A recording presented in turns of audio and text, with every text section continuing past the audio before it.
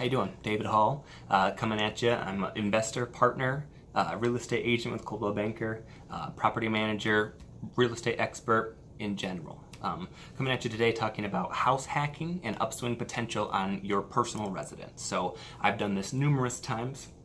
I think it's the best way to make money in real estate, especially if you're just starting off. Works out better if you're single, but you can do it as a family as well. And that is turning your personal residence into a moneymaker. So there's a few different ways you can do this. I've experimented with all the different ways. Some work better than others. Some will like one way better than others. So listen up, tell me which one you like, and we can see if it's an option for you. So your personal residence, you can buy something that needs some major repair. So there's a couple different ways you can do this. I bought my first house this way using a FHA 203K loan, which is an FHA loan, 3% down. The bank will give you the purchase price of the home plus the improvements and wrap it all into one loan. So if you don't have much money and you want to buy a fixer-upper, this is great. Keep in mind that you're not able to do most of the repairs yourself. And in fact, I don't think you're supposed to do any of the repairs yourself. They all have to be done by a licensed contractor. That being said, you can still buy something that needs siding and windows and a roof. You can roll it all into it, and now you've pretty much got a brand new house with great curb appeal that you can do the inside stuff after you live there as far as paint and flooring.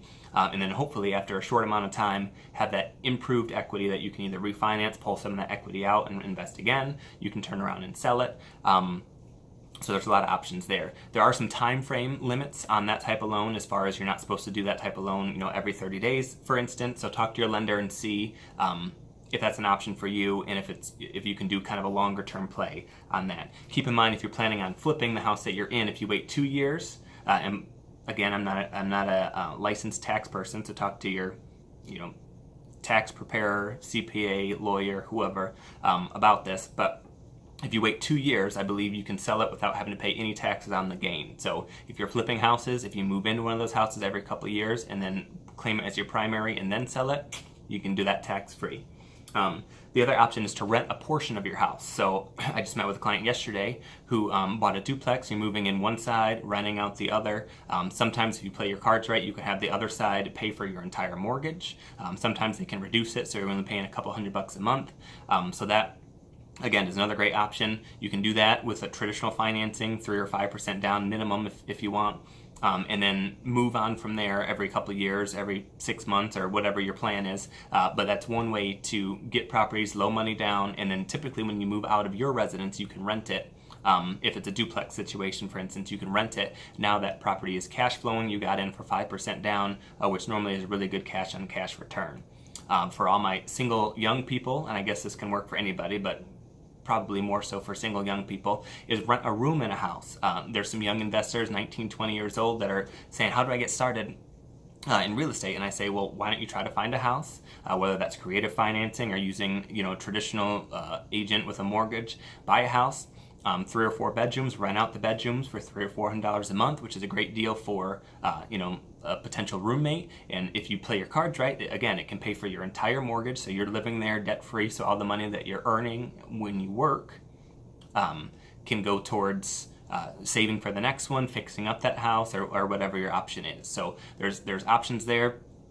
Buy a duplex, rent out the other side. Buy a house, rent out the rooms. Buy a house, fix it up, and then plan to sell it or refinance it.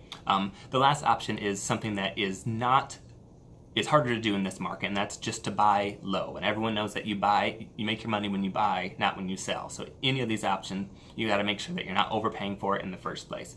But there are deals. Typically, these are your off-market deals for sale by owners, wholesale deals, whatever, that you're just buying low. So I've been able to buy homes before that didn't need much work, maybe some paint. But you buy it low, you do some paint, and the value that you're adding is not necessarily in the improvements, although those help. The biggest value that you're doing is the due diligence and the work that you did up front to find a really good deal. Now, everyone wants a really good deal. Recognize that you're going to have to look at hundreds, sometimes thousands of homes before you can see a really good deal. But these deals do come up.